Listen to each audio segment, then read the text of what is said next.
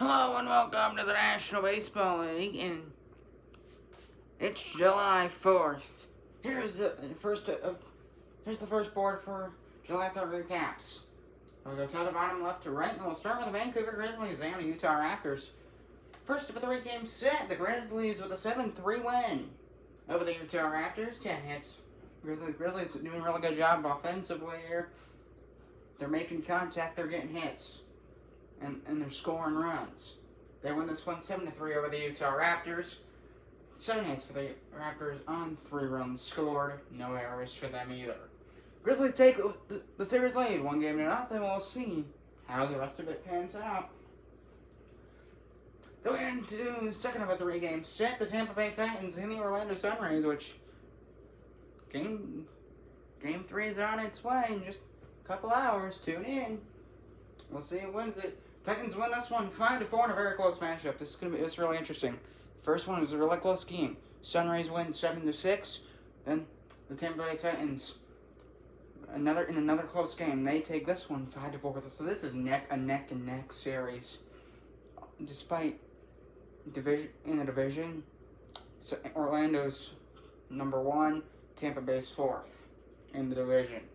So it's going to be a really interesting game 3. I want to see what happens. Series out of 1 for now, but we'll see who wins. The win of the Montreal Expos and the New York Knights, also the second of a 3-game set.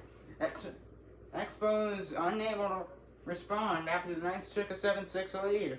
And the Knights win the game 7-6 to even the series. 15 hits and 2 errors for the Knights. They still get the win despite 2 errors. They're getting a lot of hits. So, my iPad fell, and yeah, so I fixed it. So we're talking about the Montreal Expos and the New York Knights. We went over how they lost and stuff. The Expos, they could not respond. Series tied at 1. We'll see who finishes that series today. Then we into the Oakland Ocean and the Edmonton Eagles. First of a 3-game set between the two ball clubs. Oakland start off with a walk-off win. Probably. I don't know for sure, but that's what it looks like here. Ocean, they get more hits, and they walk it off, assuming it's a walk-off. They win it 4-3. A very close ball game. The Oakland Ocean come on top. And Edmonton, they got to get back, learn how to shut these teams down. We'll see what happens for the rest of this series. Then we had the Toronto Huskies and the Boston Whalers. First of a 3-game set there. A surprise.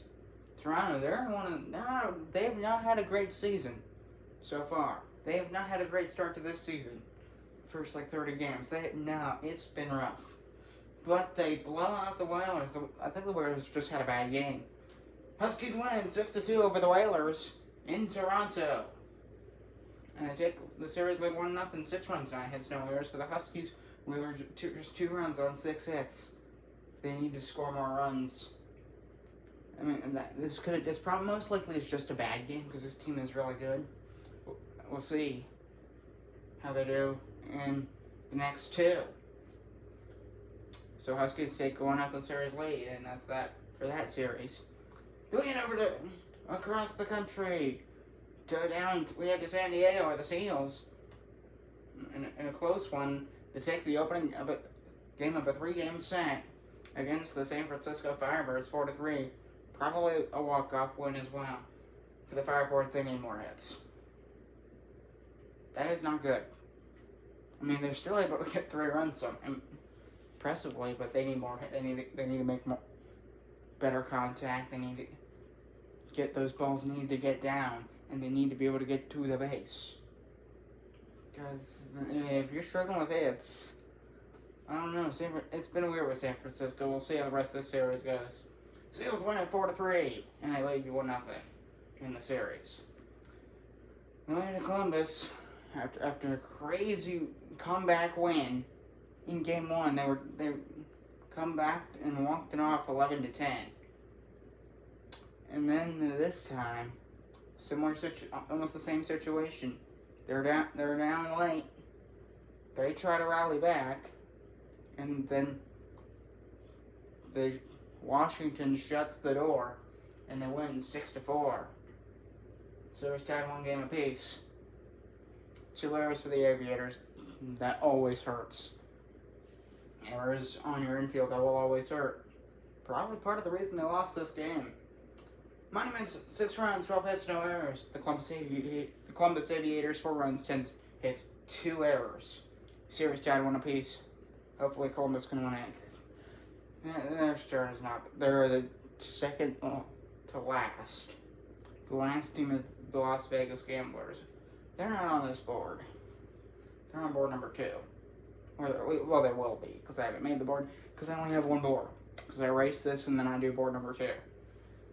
The way to the Houston Cosmos and Texas Twisters. After the Cosmos struggled in game 1 of the series yesterday, they storm back and win this one 6-3 on 13 hits and 2 errors.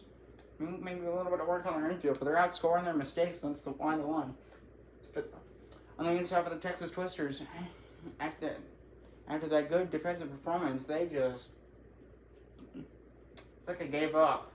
Just 3 runs, 9 hits, and they give up 6 runs and 13 hits against. Yikes. So, series tied 1 in Houston between the Cosmos and the Twisters in the Battle of Texas. And we head to the Cincinnati Stingers and the Minnesota Northern Lights first for the 3-game set. Good start for the Stingers. Pretty close one, but Cincinnati jumps out on top, and they win it 5-2 over the Northern Lights. 7 hits both teams. No errors for either team either. Cincinnati, with what they're given, they were able to score runs. Minnesota wasn't. Just 2 runs scored for the Northern Lights. Stingers lead the series 1-0. Then we head to the Atlanta Arrows and the Detroit Motors. Second of a 3-game set, Arrows, after a 9-0 blowout win in game 1, really strong 5-2 win in the second of this 3-game set. In Detroit, they're struggling to score runs. More hits would also help. They can't be making mistakes. That probably contributed to their loss. Arrows winning 5-2, and they lead the series to 2-0. They're looking for the sweep today. We'll see if they can get the 3-game sweep. The New York Sailors and the Philadelphia Liberty. First of a 3-game series in Manhattan, where both New York teams play. They both play in the same stadium, so the Sailors, they're at home right now. And they give up 5 against the Liberty, and they didn't have an adequate. This team, I know them. They hit a lot of home runs. They need that. They need maybe stop hitting solo homers. Cause I wouldn't be surprised if I hit at least 1 homer in this game, despite the low score. So they need more runs. They need more run support. Because they just didn't. They weren't there to respond kind of with Minnesota. Or a little struggle with Columbus. Because they're down, they just couldn't respond. They couldn't match Philadelphia, and they lose. Liberty the series 1-0, and we head to the final game on this board. St. Louis Stars and the Chicago Railers. Chicago wins 6-5. And they lead the series 1-0, a really close one. St. Louis unable to respond after giving up the lead, and the Railers hold on and win this one 6-5, and they lead series 1-0. Chicago's just been one of the most up and down teams. Isn't they're good? Oh wait, now they're bad. Oh, they're good. Now they're bad. Seems like they're on a high right now. They win 6-5. 9 hits. They give up more hits, but the Stars, despite having more hits, they weren't able to tie Chicago. Or take the lead for that matter. Railers went on, they went 6-5 and to take a 1-0 series lead. And we'll see you for board number 2. So here's board number 2. So, this I feel like it's fine, doesn't matter. So I'm gonna a pencil.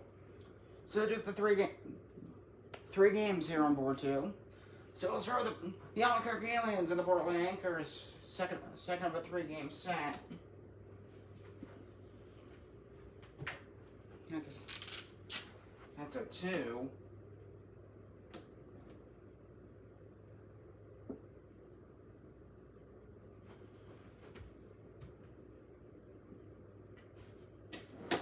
That's good. Now I got a point out. So the Albuquerque Aliens lead the series 2-0. Really close game here. They win this one 7-6 on 11 hits, no errors. The Portland Anchors 8 hits, 6 runs scored, and I don't even say it. Portland. Some teams on board number 1 they couldn't respond. They couldn't. You need to be able to counterattack, despite whoever that closer is. Albuquerque did a great job closing it out, and they win this one 7-6. Portland, no response. They were unable to tie it up. Aliens lead 2-0. Look for the series to win today on July 4th. Happy July 4th, by the way. 2 games left. So, Las Vegas Gamblers and the Seattle Sasquatch. Second of a 3-game set. And Vegas actually won their 9th win on the year. So it's been rough, but they're able to pull this one out and then win 7-5, and they did a great job closing out this ball game. Seattle tried to do a late rally, but it's unsuccessful ultimately in the end. 7 runs, 15 hits, no errors for the Gamblers. Sasquatch, 5 runs, 10 hits, 1 error. They're getting the hits. They just need to bring the run. They need to bring a few more runs home. Which that's probably been part of their struggles, because they're below 500 now as far as winning percentage go. 14-16. That's the record right now. They don't have a winning record. So we'll see how it goes for Game 3 of the series today. Memphis, and the final game, the Memphis Blues. This is the one I covered. It was a fun game. This was a really fun game. Back and forth. It was wild. Memphis Blues win 6-5 over the New Orleans Gators. Same story as some of the ones on board number 1.